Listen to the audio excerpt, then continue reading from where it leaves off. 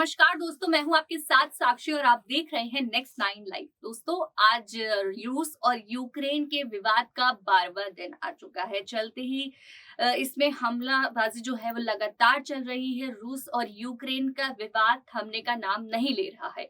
12वें दिन इस विवाद के बीच में भारत के प्रधानमंत्री श्री नरेंद्र मोदी ने रूस के और यूक्रेन के प्रेसिडेंट से बात की है, राष्ट्रपति से बात की है, बातचीत की है। आज वो एक बैठक में जो कॉल पर उन्होंने बैठक की और बात की, जिसमें उन्होंने उनको समझाया, बताया। तो कहीं ना कहीं ये चीज हो रही है कि शायद विवाद को रोकने में प्रधानमंत्री का एक बड़ा हाथ हो। वो उन्होंने समझाया, कम से कम 35 मिनट उन्होंने रूस के जो प्रेसिडेंट है, राष्ट्रपति है, उनसे बात की है, पुतिन से बात की है। तो क्या हल निकल कर आया या क्या उन्होंने बातचीत की, इसके बारे में हम आपको बताएंगे आगे की रिपोर्ट में। अब आप देखेंगे कि क्या हल उनका निकल कर आया और क्या क्या उन्होंने 35 मिनट में बातचीत की, जेलेंस्की से क्या बात की। इसी के बीच आपको बता दूं कि अभी भी हमारे भारत के 700 छात्र वहां फंसे हुए हैं, कीव में फंसे हुए हैं। जिस बीच रूस ने प्रधानमंत्री नरेंद्र मोदी से बात करने से पहले ही हमला, जो विवाद था, वो थोड़ी देर के लिए रोक दिया था। कीव सहित 4 शहरों में वो विवाद रोक दिया था, वो हमला रोक दिया था, जिससे वहां के जो नागरिक हैं वो सही जगह चले जाए। पीएम मोदी ने यूक्रेन के राष्ट्रपति जेलेंस्की से ऐसे मौके पर बात की है जब इस युद्ध को शुरू हुए 12 दिन हो चुके हैं। इस बीच रूस ने यूक्रेन के कई शहरों पर आज ताबड़तोड़ हमले किए हैं। वहीं यूक्रेन के सुमी शहर में 700 से ज्यादा भारतीय छात्र फंसे हुए हैं। रूस और यूक्रेन वार पर कूटनीतिक गलियारों से बड़ी खबर आ रही है। प्रधानमंत्री नरेंद्र मोदी ने यूक्रेन संकट पर अभी रूस के राष्ट्रपति से लंबी बातचीत की है। यूक्रेन संकट पर ये दोनों राष्ट्रीय अध्यक्षों के बीच दूसरी बातचीत है। पीएम मोदी ने राष्ट्रपति पुतिन से 50 मिनट तक लंबी बातचीत की है। पीएम मोदी ने राष्ट्रपति पुतिन से राष्ट्रपति जेलेंस्की के साथ सीधी बातचीत करने का आग्रह किया है। राष्ट्रपति पुतिन ने यूक्रेन के सुमी शहर से भारतीय नागरिकों को सुरक्षित निकालने में सहयोग का आश्वासन दिया है। प्रधानमंत्री नरेंद्र मोदी ने रूस द्वारा सीज फायर घोषणा के लिए राष्ट्रपति पुतिन की तारीफ की। इससे पहले पीएम मोदी ने यूक्रेन के राष्ट्रपति जेलेंस्की से भी बात की थी। सरकार के टॉप सूत्रों से मिली जानकारी के मुताबिक रूस और यूक्रेन युद्ध के बीच प्रधानमंत्री नरेंद्र मोदी ने आज सुबह यूक्रेन के राष्ट्रपति जेलेंस्की से लंबी बात की। दोनों राष्ट्रीय अध्यक्षों के बीच लगभग 11:30 बजे 35 मिनट तक फोन पर बातचीत हुई। पीएम मोदी और राष्ट्रपति जेलेंस्की ने यूक्रेन में पैदा हुए विवाद की स्थिति पर चर्चा की और इसके अलग अलग आयामों पर विचार किया। सूत्रों से मिली जानकारी के अनुसार प्रधानमंत्री नरेंद्र मोदी ने रूस और यूक्रेन के बीच जारी सीधी बातचीत की सराहना की। प्रधानमंत्री मोदी ने यूक्रेन से भारतीय नागरिकों को निकालने में यूक्रेन सरकार द्वारा दी गई सहायता के लिए राष्ट्रपति जेलेंस्की को धन्यवाद भी दिया। प्रधानमंत्री मोदी ने सुमी से भारतीय नागरिकों को निकालने के लिए यूक्रेन सरकार से समर्थन की मांग भी की है। आपको बता दें कि भारत की चिंता यूक्रेन के सुमी शहर में फंसे अपने नागरिकों को निकालने की है।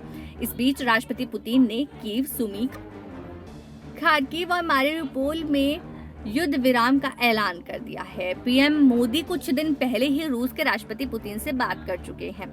पीएम मोदी ने यूक्रेन के राष्ट्रपति जेलेंस्की से बात की थी। बता दें कि आज युद्ध का 12वां दिन है। इस बीच वार जोन से एक और बड़ी खबर है। पीएम मोदी से रूसी राष्ट्रपति पुतिन की वार्ता के बीच रूस ने 4 इलाकों में सीज फायर का ऐलान किया है। इससे यूक्रेन में फंसे भारतीय छात्र छात्राओं को भी राहत मिलेगी और जल्दी से उन्हें युद्ध क्षेत्र से निकाला जा सकेगा।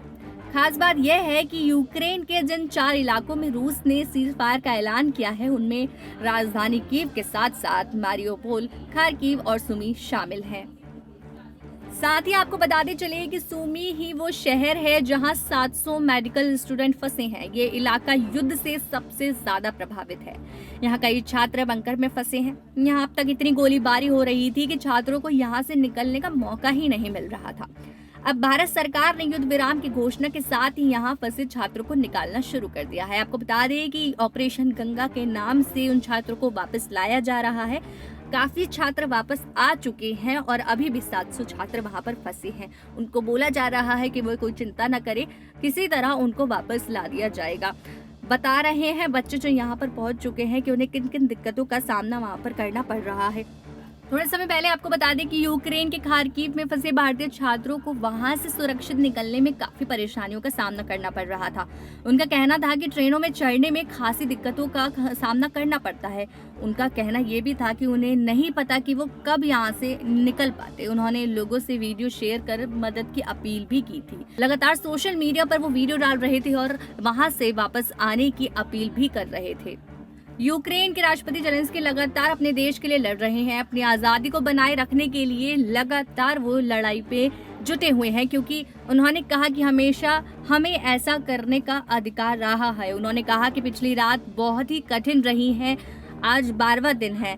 भीषण गोलीबारी लगातार हो रही है। आवासीय क्षेत्रों में भी बमबारी ही की गई है और नागरिक बुनियादी ढांचे का निशाना भी बने हैं। आसानी सभी स्थानों को निशाने पर ले रही हैं।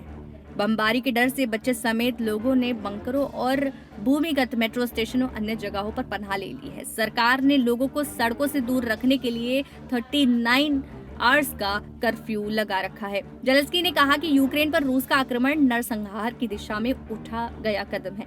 उन्होंने कहा कि रूस ने बुराई का रास्ता चुना है और दुनिया को उसे संयुक्त राष्ट्र सुरक्षा परिषद से बाहर कर देना चाहिए।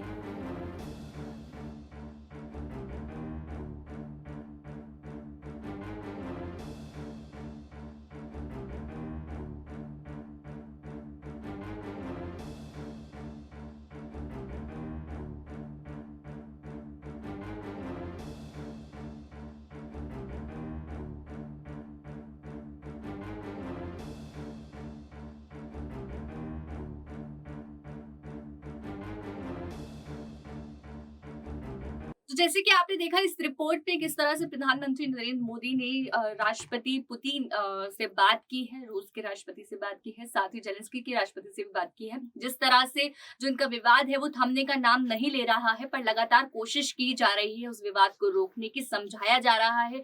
उधर बात करके जेलेंस्की को समझाया जा रहा है, इधर रूस को समझाया जा रहा है। आपको खास करके बता दें कि 12वां दिन आज उस विवाद का है। रूस और यूक्रेन के विवाद का आज 12वां दिन है और आज पहली बार उन्होंने अलग से फोन पर उनसे बात की है, उनको समझाने की कोशिश करी है। तो अब क्या इसका हल निकल कर आएगा वो देखते हैं, अब क्या डिसीजन होगा उसको हम देखते हैं, अब क्या निर्णय लिया जाएगा वो हम देखेंगे। उसके लिए लगातार हम अपडेट्स देते रहेंगे, पर आपको देखते रहना है नेक्स्ट टाइम लाइव हमारे साथ।